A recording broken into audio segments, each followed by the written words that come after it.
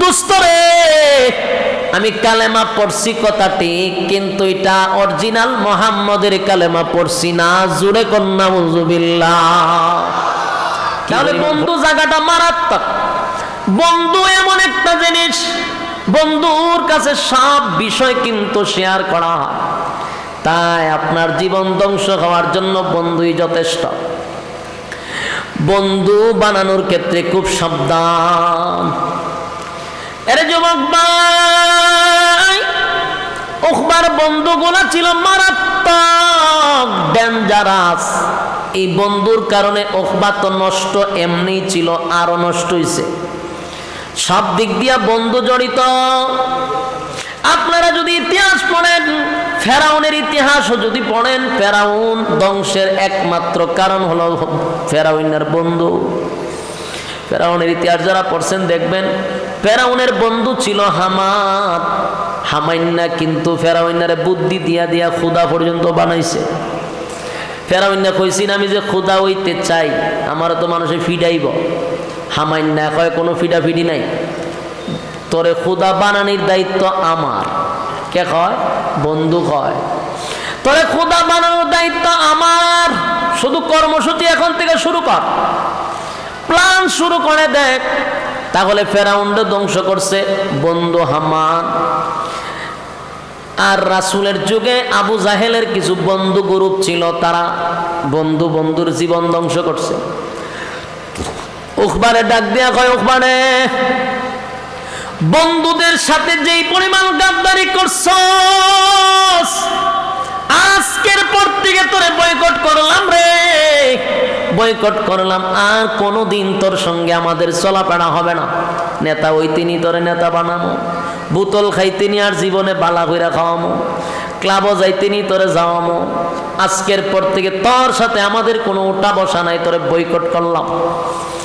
এখন উকবা চিন্তা করলো, সর্বনাশ, মুহাম্মদের কালেমা পড়ার কারণে বন্ধুরা আমাকে ছেড়ে চলে যাবে, নেতাগিরি আমার চলে যাবে, আবু জাহিল্লা সেতা, আমার তো উপায় নাই। তাই উকবার সাথে সাথে একটা পল্টি মারছে। পল্টি বুঝুন না আপনারা? সাথে সাথে পল্টি মারছে। ডাক দেয়া কয়, দুস্ত তারা আমার সাইরা যাবি না দুস্ত রে, আমি কালেমা পড়ছি কথা ঠিক, কিন্তু এটা অরিজিনাল মুহাম্মদের কালেমা পড়ছি না। জোরে কন্না নাউজুবিল্লাহ। কি পরিমাণ পল্টি মারছে!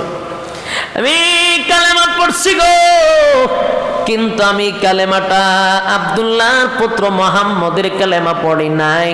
আবু বকর যেই কালেমা পড়ছে আমি সেই কালেমা পড়ি নাই। ওমর যেই কালেমা পড়ছে সেই কালেমা পড়ি নাই। এখন বন্ধুরা কয়, তুই কোন কালেমা পড়ছ? কয়, দোস্ত রে, আমি পলিটিক্সের কালেমা পড়ছি। বলার মানুষ পলিটিক্স বুঝেননি? আপনারা আওয়াজ নাই কেন? আওয়াজ নাই, বক্তা শুধু আওয়াজ কেমনে দিতেন? চিন্তা করতেছেন যদি হুজুরের দাম বাইরা জায়গা। হ্যাঁ, এরকম চিন্তা ভাবনা আছে আপনারা? একটু আওয়াজ দিলে কথা বলতে উৎসাহ, কারণ আমি তো আপনারা ভাষা বুঝি কম। আপনারা আমার ভাষা বুঝেন কিনা আমি চিন্তার থাকি আওয়াজ না দিলে। আর আপনারা আওয়াজ পাননি, এটার তো একটা টেনশনে আছে। তাহলে একটু কথাও তখন আমি আমার বাসায় ওয়াজ করলে তো ওয়াজ হইতো না, খবর জিয়ারত হইব। মাশাআল্লাহ, যে সুন্দর ভাষা আমরা, সিলেটের ভাষা। আমি আপনারা বুঝেন ওই ভাষাই কিন্তু ইউজ করতেছি। এরপরে যদি না বুঝেন তাহলে তো কপাল খারাপ। বুঝেন যে এটা তো আমার বুঝাইতেইব, হ্যাঁ না মাধ্যমে আমার বুঝাইতেইব। একটু দিলের কান লাগায় শুনেন, বিশেষ করে যুবক, ইয়াং জেনারেশন।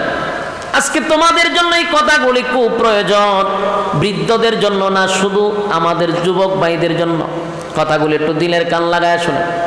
যা করছেন আজকের থেকে ব্রেক দিতে হবে। যার তার সঙ্গে বন্ধুত্ব হবে, যারে তারে বন্ধু বানানো যাবে। যুবক ভাই, উকবা ডাক দিয়ে কয়েক কালেমা পড়ি নাই, সাথে সাথে পল্টি মারছে। আমি কালেমা পড়ছি গো। কিসের কালেমা পড়ছ? কয়, আমি পলিটিক্সের কালেমা পড়ছি। কয়, সুরা পলিটিক্সের কালেমা কি?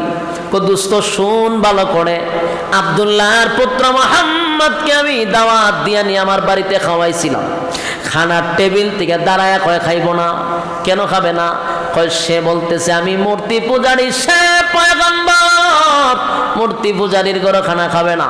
দোস্ত তোরা ক এই মজলিস থেকে যদি আব্দুল্লাহর পুত্র মুহাম্মদ উঠে যায় রে, সমাজের মধ্যে আমি মুখ দেখাইতে পারবো না, সবাই আমার মুখে তুতু দিবে। তাই বাঁচার জন্য আব্দুল্লাহর পুত্র মুহাম্মদের কালেমা পড়ে ঈমান আনছিলাম। এটা আমার পলিটিক্সের কালেমা ছিল। নাউজুবিল্লাহ।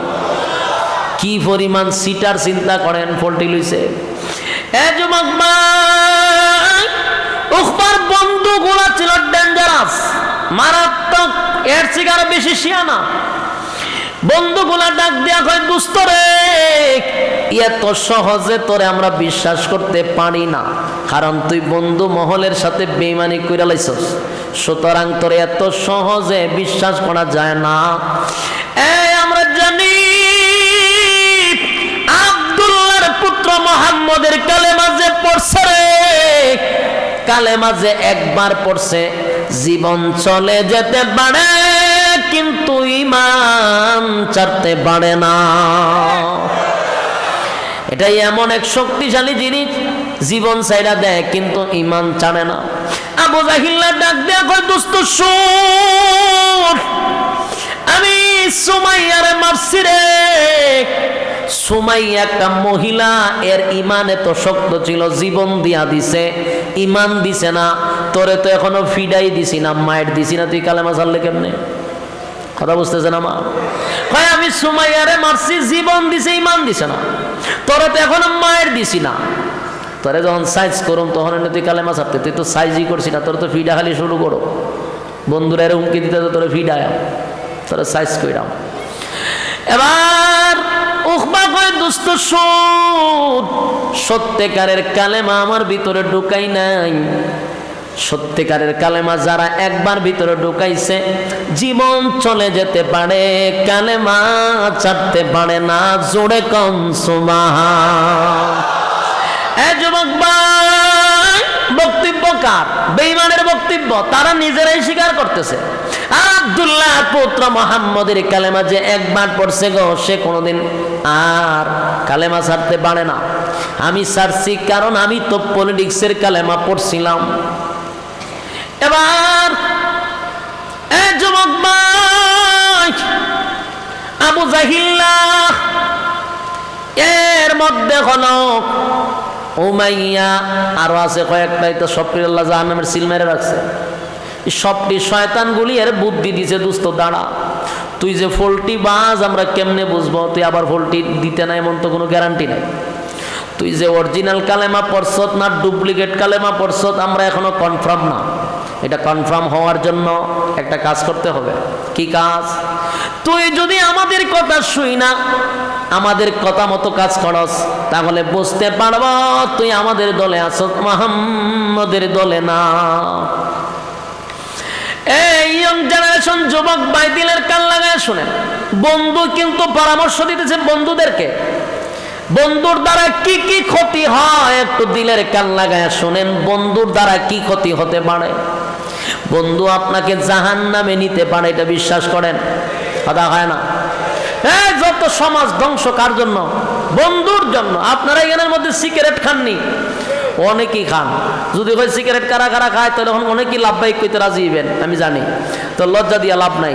যারা সিগারেট খান, আমি তাদের কাছে একটা প্রশ্ন করি, সিগারেট খাওয়ার শুরু কোথার থেকে? আমি যদি কাউরে জিজ্ঞাসা করি যে ভাই তুই সিগারেট খাস, এটা সারা নজরুল খাও, এটা কোনার থেকে এটা হইছে, কোন ঘটনারে কেন্দ্র করে এটা বিড়ি খাওয়াটা উৎপাদন হয়েছে, কহ।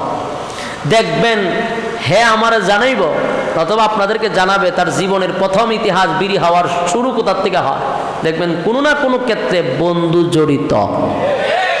কারণ আমি যতটুকু জানি সিগারেট খাওয়া যারাই শিখছে, ওইটা কিন্তু মা বাপে শিখায় না। আপনারা বলা থেকে মা বাপে সিগারেট খাওয়া শিখায়।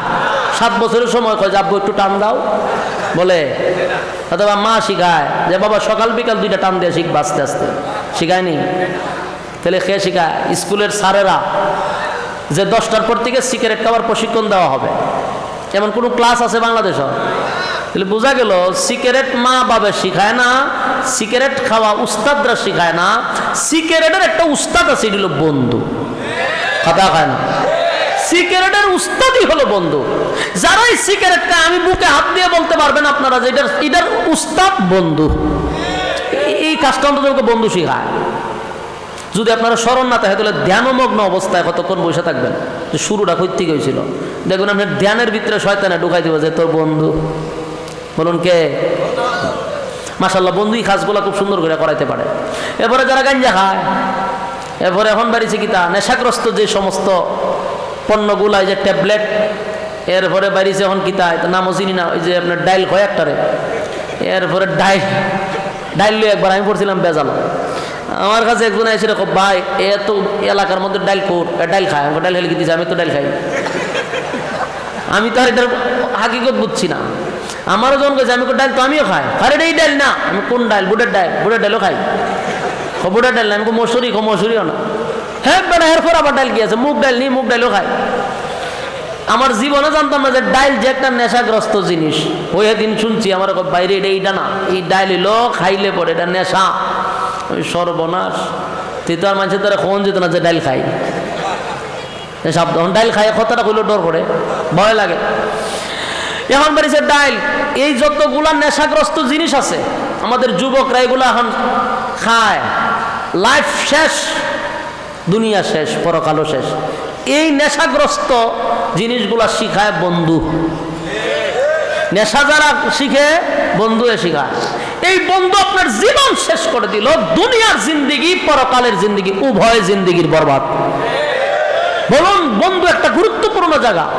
সেই জায়গাতে যদি আপনি অযোগ্যকে আপনার বন্ধু বানান, আপনার লাইফ ধ্বংস করে দিবে।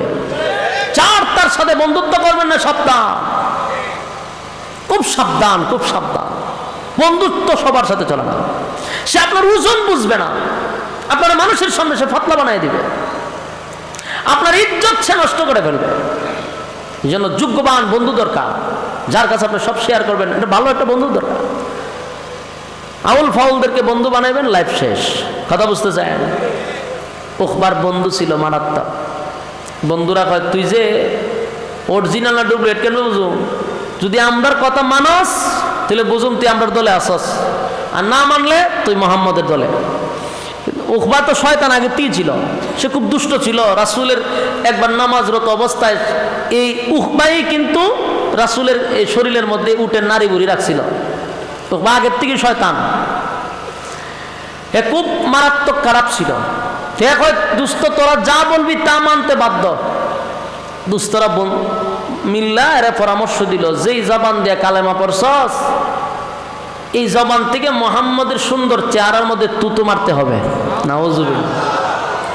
আপনারা নাউজুবিল্লাহর আওয়াজটা আন্তরিকতা নাই, নবীর প্রতি মহব্বত কম। এখন চিন্তা করেন, বন্ধু কত খারাপ হইলে এমন পরামর্শ দিতে পারে? কথা হয় না? আজকের সমাজের যুবক কেমনে ধ্বংস হয়?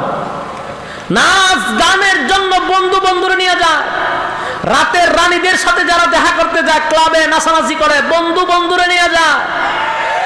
ক্লাবে একা একা যায় না, বন্ধু বন্ধুরে নিয়ে যায়। যারা বোতল খায় সমানে, বন্ধুরা মিল্লা বোতল খায়, একা বোতল খায় না। কেসিনোতে টাকা লাগায়, একা লাগায় না, বন্ধুরা মিল্লা লাগায়। দর্শন, এরপরে ইফটিজিং, সাদাবাজি, টেন্ডারবাজি, সমাজের মধ্যে যত অপকর্ম আছে সব বন্ধুরার সাথে জড়িত। আপনার সন্তানকে, আপনারও দায়িত্ব আছে আপনার সন্তানের প্রতি। কার সাথে মিশতেছে, কার সাথে যাইতেছে, এগুলোর দায়িত্ব মা বাবা। মা বাবা একটা সময় আমার কাছে বিচার দেয়, সন্তান কথা শুনে না। যে সময় কন্ট্রোলে ছিল, কন্ট্রোলে রাখলেন না কেন? এখন কন্ট্রোলের বাহিরে, এখন আপনাকে ফাত্তাই দেয় না, বাবা হিসেবে সম্মানও করে না। কেন? বেয়াদবদের সাথে চলাফেরা করে, নেশাগ্রস্ত বন্ধুদের সাথে চলাফেরা করে, তার লাইফ তো ধ্বংস। এই জন্য আপনার সন্তানের দায়িত্ব আপনার নিতে হবে। আমার সন্তান কয়টার সময় ঘরে আসলো, কয়টার সময় বাহির হইল, এগুলো দায়িত্ব আপনার। আমাদের দেশে দেখবেন, আমার মসজিদও মাঝে মধ্যে যায়, প্রশাসনের লোক গিয়া মাইক একটা লইয়া কয়, মাদক মুক্ত পরিবেশ আমরা গড়ে তুলতে হবে। কি বক্তব্য দেয় ইমাম সাহেবের মিম্বরের সামনে হারিয়া। মাঝে মাঝে মেজাজটা গরম হয়, কিন্তু হইতারি না, কারণ হইলো বিপদে তো আমরাও আছি, সব কথা তো আর হইতে পারি না। বেটা কিয়ামত পর্যন্ত এরকম বক্তব্য দিতে পারবে, মাদক মুক্ত হবে না। সুররে কয় চুরি কর, আর গিরস্ত্রে কয় সজাগ থাক। কথা বুঝতেছেন নি? মাদক মুক্ত হইতো, এই মাদক কর্তৃক আসে, এই ট্যাবলেট কর্তৃক আসে, বাংলাদেশে তো উৎপাদন হয়, কথা কয় না। এটি যেখান থেকে আসে ওখান থেকে আসার সুযোগ দেয়, আর বাংলাদেশ আসার পর খাইস না। এটা বাউতাবাজি সারানোর দরকার। এদেশের মানুষের লাইফ নষ্ট করে দিচ্ছে, যুবক বলির পড়া লেখা যা আছে সব শেষ।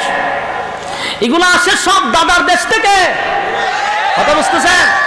কেমনে? আমার বাড়ি একবারে বর্ডারের কাছে, আমার বাড়ি হলো হবিগঞ্জ, পাশে হইলো চা বাগান। আমার বাড়ির থেকে চা বাগান শুরু, চা বাগানের সাইডে দিয়ে আমার বাড়ির থেকে ওই দাদার দেশের আলু দেখা যায়, এরকম লাইট দেখা যায়, আমার বাড়ির থেকে দেখা যায়। ওখানটা বড় বড় এই গ্যাংগল এইদিকে ঢুকে, মোটর সাইকেল দিয়ে দিয়ে ঢুকে দুমছে, ইটা লইয়া ভিতরে ঢুকে, ঢুকবার সময় খুব সুযোগ দেয়, তাড়াতাড়ি বেরো তাড়াতাড়ি বেরো। ইটা বাংলাদেশে আবার পরে এরপরে খাইস না। বিলার সামনে যদি শুটকি দিয়া সামনে লটকায় রাখে, বিড়ালের কিন্তু সবচেয়ে প্রিয় খাবার হলো শুটকি। শুটকিটা যদি আপনি নাকের দ্বারে দিয়া খাস, বলে বিলাই সাবধান, এটা তোর সামনে দিছি ঠিক, কিন্তু খাইবে না, এটার ভাই চাইবেও না, সেপ পালাই দে, চাইস না। বিলাই এটা কোন ধরনের বিচার আমি বুঝলাম না। তো বুঝোস না? বলে না, তোর সামনে আমার সামনে রাখলেন আমার ফেভারিট খাবার, তা আবার কোনো এটা ধরতাম না, ধরলে জিয়াল দিবেন, ফাঁসি দিবেন, ঘটনা গীতা। তখন বিড়ালে তো বাসা নাই, হের বাসায় কয় এরকম আইনদের জুতা দা দেই আমি। বিড়ালে কয় এরকম আইন যারা করছে এরার কপালে জুতা দা মারি। আমার ফেভারিট খাবার আমার নাকের সামনে দিয়া খাইস না, খাইলে জরিমানা। তুই খাবারটা তুই বাস্ক বন্দি করে, তো ঠিক না? বাস্কবন্দি করে তুই হজ বলে বাস্ক করলে খাইস না, যুক্তি আছে। আমার সামনে ওপেন করে রাখবেন, এরপরে খাইস না, এটা তো ফাইজলামি, ঠিক না? এই সমস্ত নেশাগ্রস্ত জিনিস ওপেনে আনে, এরপরে খাইস না, খাইলে কিতা করবেন? খাইলে সাইড দেওয়ালের ভিতরে বন্ধু করে তো তেতো বেটা, এটা তুই ডুবলে দিতে আসলে না। এই খাস এই সাইড দেওয়ালের ভিতরে যাওয়ার আগে তো এই জিনিসগুলো তো ভিতরে ঢোকার জন্য নিষেধ করা দরকার ছিল। যে গেট দিয়ে আসে ওই গেটের লোক রাখার দরকার ছিল, ঠিক না? সব উল্টা পাল্লা। এই জন্য আমরা উলামায়ে কেরাম আপনাদেরকে সবসময় ভালো পরামর্শ দিই, আপনার সন্তানদেরকে আপনার মোটের মধ্যে রাখবেন, বাজে বন্ধুদের সাথে যেন চলাফেরা না করে। কথা বুঝতেছেন? এবার শুনেন, উকবার বন্ধুগুলা তো এমনি হলো দুষ্ট, আবার কেমন একটা বুদ্ধি দিছে চিন্তা করছেন? কই যেই জবান দা কালেমা পড়ছস, ঠিক ওই জবান দিয়া আব্দুল্লাহর পুত্র মুহাম্মদের সুন্দর চেহারার মধ্যে যদি তো মারতে পারস, নাউজুবিল্লাহ, তাহলে আমরা বুঝবো তুই আমাদের দলে আসস, আমরা খুশি হয়ে যাব। কেমন বন্ধু, এর পরামর্শ দিছে। হ্যাঁ, কিন্তু এরকম চিন্তা ভাবনা করছিল না, কিন্তু যে বন্ধুর সাথে চলে, হয়তো দোস্ত আমি রাজি, নাউজুবিল্লাহ, হ্যাঁ আমি রাজি। কেন রাজি? গদির জন্য, চেয়ারের জন্য, পলিটিক্সের কালেমা পড়ছে তো। এই গদির জন্য মানুষ সব করতে পারে, সব। উকবায় যারা করছে সব করতে পারে মানুষ। উকবায় আমি রাজি। 4-5 জন মিল্লা এরা রাসূলের কাছে গেছে। আল্লাহ রাসূল খানায় কাবার থেকে দূর থেকে এরা দেখছে, এরা যে আসতেছে। রাসূলের ভিতরে তো মায়া মহব্বতের অভাব নাই। রাসূল একেবারে দরদ মাকা দিল নিয়া রাসূল উঠে দাঁড়াই গেছে, দাঁড়ায় আস্তে আস্তে এদের দিকে আরো আগায় যাইতেছে। আল্লাহর হাবিব মনে করছে গতকালকে কালেমা পড়াইছি, মনে হয় গো বন্ধুদেরকে লইয়া আজকে সবার সামনে কালেমা পড়বে। নবী ভাবছে একটা, তারা করতে আসছে আর একটা। আল্লাহর হাবিব ভাবছিল হায় রে, নেতারে কালকে কালেমা পড়াইছি, আজকে নেতায় আরো 5 জন নেতা নিয়ে আসছে, এরা যদি কালেমা পড়ে গো ইসলামের শক্তি বেড়ে যাবে। কারণ নেতায় কালেমা পড়লে ইসলামের শক্তি বাড়ে, কারণ হযরত ওমর আল্লাহর কাছ থেকে নবী উমর রে ছায়া আনছে। সুবহানাল্লাহ।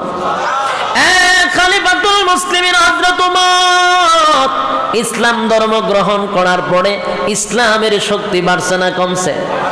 অনেক গুণে বেড়ে গেছে। ওমর ইসলাম ধর্ম গ্রহণ করার পরে প্রকাশ্যে নামাজের অনুমতি আসছে। সুবহান। হযরত ওমর বলেন, হাবিব আমি ওমর কালেমা পড়ছি গো, আর আজকে আপনি লুগাইয়া নামাজ পড়বেন, এটা তো হতে পারে না। আমি আপনারে ওয়াদা দিলাম আজকে থেকে আপনি প্রকাশ্যে নামাজ পড়বেন। আল্লাহর হাবিব আমারে অনুমতি দেন, আমি একটা বক্তৃতা দিব। হযরত ওমর তরবারি লইয়া জোরে জোরে বক্তব্য দিতে লাগলো। এই মক্কা নগরীর কুরাইশ বংশের লোকেরা এবং যত লোক আছে সবাইকে আমি সাবধান করে দিলাম, আমি ওমর ইসলাম ধর্ম গ্রহণ করছি, প্রকাশ্যে নামাজ হবে। পারত যদি কেউ বাধা দিতে,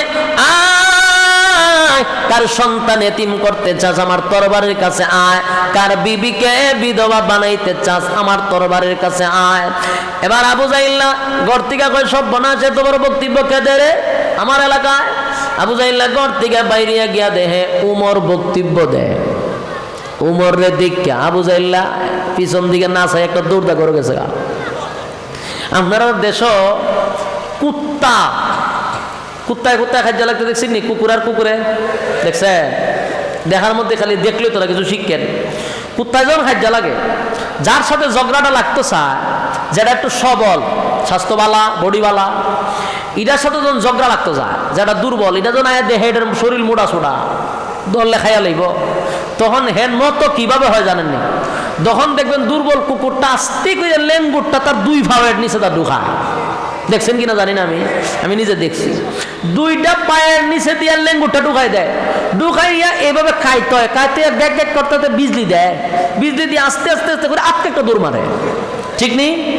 এর দ্বারা বোঝা যায় বাবা তোর শরীর মরিল দিকে বুঝা লাইছি যে দললে আমার ছাড়তে না, তাই আগের থেকে লেজটারে পায়ের নিচে নিয়া এরপরে বেখা হইয়া একটা দৌড় দেয়। ঠিক তেমনি ভাবে আবু জাহেল উমরের দিকে একবারে লেজ গুটাইয়া দৌড় দিয়া ঘরের ভিতরে গেছে। সব বনাস উমরের দিকে খুব ডরাইছে। উমরের মেজাজ ছিল গরম। ইসলামের অনেক উপকার হয়েছে উমর আসার পরে। খলিফাতুল মুসলিমিন হযরত উমরের শয়তানে ভয় পাইতো, এমন মেজাজ গরম ছিল। আর এই মেজাজটা আল্লাহর কাছে পছন্দ ছিল। সুবহানাল্লাহ। উমরকে বলা হয় মেজাজে ওহি, যার মর্জি মিজাজ মতো আল্লাহ কোরআনের বহু জায়গায় আয়াত নাজিল করছে। সুবহানাল্লাহ। উমরের মেজাজ গরম ছিল। একবার রাসূল এক সাপরিয়ারে কইতেছে তোর গাটির কিতা এক হয়টার ভিতরে সাপ আছে। রাসূল কই দেখি, এবার দেখাইতাম না। দেখাস না, এখন আর দেখাবো না। রাসূলটা না করে দেখাইতো না। রাসূল দুইবার কইছে, হে রাসূলের ভাবটাই দেয় না। আল্লাহ রাসূল সব না, সেদি আমার দেখা হই না, তো দেখায় না শেষ। রাসূল চলে যাবে, রাসূল চলে যাবে। হঠাৎ করে রাসূল তাকায়া দেখে হের নিচে দিয়ে তাকায়া দিয়ে ফসরাপ করতেছে দাঁড়াইয়া, আবার দেহ শরীর কাঁপতেছে, চোখ দুইটা পড়ে গেছে। রাসূল কই ইন্না লিল্লাহ, আমি তো তোমার কোনো কষ্ট দিছি না, আমি তোমার কি দমক দিছি? আমার দ্বারা কি কোনো কষ্ট পাইছ? তখন দেখে খালি কাঁপে আর মুতে, আবার চোখ দুইটা বড় বড়। রাসূল কয় আমি কি কষ্ট দিলাম? তারা তো কোনো দমক দিলাম না, এইভাবে এরকম অবস্থা কেন হইল? রাসূল হঠাৎ করে ভিসে তাকায়া দেখে উমর খাড় হইছে।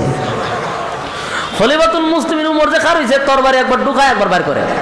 এই দৃশ্য দিককে জাগাত মুতে দিছে এবং কাঁপা শুরু করছে। রাসূল কয় সর্বনাশ, এই কারণে তুই কই হেরি অবস্থা কেটে? উমর রে কয় তোমার চোখ লামাও, তোমার এই চোখ দিককে হেতে জাগাত মুতে দিছে। খলিফাতুল মুসলিমিন উমররে দেখলে ডরাইতো, ভয় শয়তানে পর্যন্ত ভয় পাইতো। শয়তান উমর যে রাস্তা দিয়া যাইতো, শয়তান ভুলই রাস্তাতে যাইতো না। চিন্তা করেন উমরের কেমন গরম মেজাজ। উমর কালেমা পড়ছে, আল্লাহর কাছ থেকে উমর রে ছায়া আনছে। নেতায় কালেমা পড়ার কারণে ইসলামের উপকার হয়েছে নি? ওই কারণে রাসূল ভাবলো উখবাত তো একটা নেতা, সাথে কতগুলো আছে, আবু জাহেল একটা নেতা, আবু লাহাব নেতা, এরপরে আরো আছে উমাইয়া, এগুলো সব তো নেতা। তিডি যদি আমার ইসলামের পক্ষে চলে আসে তো আমার আর কোনো সমস্যা নাই। রাসূল দিল মাথা দরদ লইয়া রাসূল উচ্চা এদের দিকে আগানো শুরু করছে যে এরা আমি একটু সম্মান দিয়া রানি। সুবহানাল্লাহ। আল্লাহর হাবিব দিল মাথা দরদ লইয়া সামনের দিকে আগাইতেছিল। আর ওই বেঈমানের বাচ্চাগুলি দুশমনি লইয়া নবীর দিকে আগাইতেছিল। নবী যায় রে মহব্বত লইয়া, তারা আসে দুশমনি লইয়া। নবী যায় মহব্বত লইয়া, তারা আসে দুশমনি লইয়া। আল্লাহর হাবিব মুস্কি মুস্কি হেসে সামনের দিকে যায়। হায় রে, গতকালকে কালেমা পড়াইছিলাম, আর আজকে মনে হয় গো বন্ধুদেরকে লইয়া আসছে প্রকাশ্যে কালেমা পড়বে। আল্লাহর হাবিব খুশি হইয়া নবী আমার দৌড়াইয়া সামনের দিকে যায়, কিন্তু উকবার সামনের দিকে আসতেছে দুশমনি লইয়া। ঠিক এরই মাঝখানে উকবা তুতু দেওয়ার আগেই নবীর চেহারা মুবারকের দিকে যখন তাকাইছে, উকবার ভিতরে একটা মসুর মারছে। এত সুন্দর চেহারার মধ্যে কেমনে গো আমি তুতু মারি? এ যুবক ভাই, আল্লাহর হাবিবের চেহারা কত সুন্দর, এত সুন্দর চেহারার মধ্যে কেমনে গো তুতু মারবে? উকবার ভিতরে একটা মোসর মারছে। যেই চেহারার দিকে তাকাইলেন, আমার নবীর চেহারা এত সুন্দর ছিল রে। নবীর চেহারার দিকে তাকাইলে ক্লান্তি দূর হয়ে যেত, ক্লান্তি দূর হয়ে যেত। নবীর চেহারার দিকে তাকাইলে কিদা পর্যন্ত নিবারণ হয়ে যেত। আল্লাহর নবীর চেহারা এত সুন্দর ছিল, যেই চেহারার দিকে তাকাইলেই মানুষ বুঝতে পারত উনি আল্লাহর পয়গম্বর। এই নবতির চেহারা এত সুন্দর চেহারা, হায় কত সুন্দর চেহারা। উকবায় কয় কেমনে রে তো তোমারি? যে চেহারার দিকে তাকাইয়া সাহাবায়ে কেরাম তৃপ্তি পায়। আর আল্লাহ বলেন আমার বন্ধুর যে সুন্দর, আমি আল্লাহ কাউরে বানাই নাই, কাউরে বানাই নাই। হযরত জিবরাইল আলাইহিস সালাতু ওয়াস সালাম পর্যন্ত বলতে বাধ্য হয়। জিবরাইল বলেন আমি হাজার হাজার লক্ষ বছর আগে আমি জিবরাইলের সৃষ্টি হইছে। আমি 1 মিনিটের ভিতরে গোটা পৃথিবীটা কয়েকবার চক্কর দিতে পারি রে। আমার জীবনে যত মাখলুক দেখছি, আমার জিন্দেগির মধ্যে বলতে পারি আল্লাহর পয়গম্বর নবী মুহাম্মদুর রাসূলুল্লাহ সাল্লাল্লাহু আলাইহি ওয়াসাল্লামের চেয়ে সুন্দর আমি আর কাউরে দেখি নাই। জোরে কোন সুবহানাল্লাহ। হযরত জিবরাইল বলেন আমার জিন্দেগিতে এত সুন্দর কাউরে দেখি নাই। আল্লাহ ডাক দিয়া বলেন জিবরাইল রে, তুমি কি দেখছো আর কি দেখবা? তুমি বলছো দেখি নাই, আর আমি আল্লাহ বলি আমার বন্ধুর চেয়ে সুন্দর আমি কাউরে বানাই না।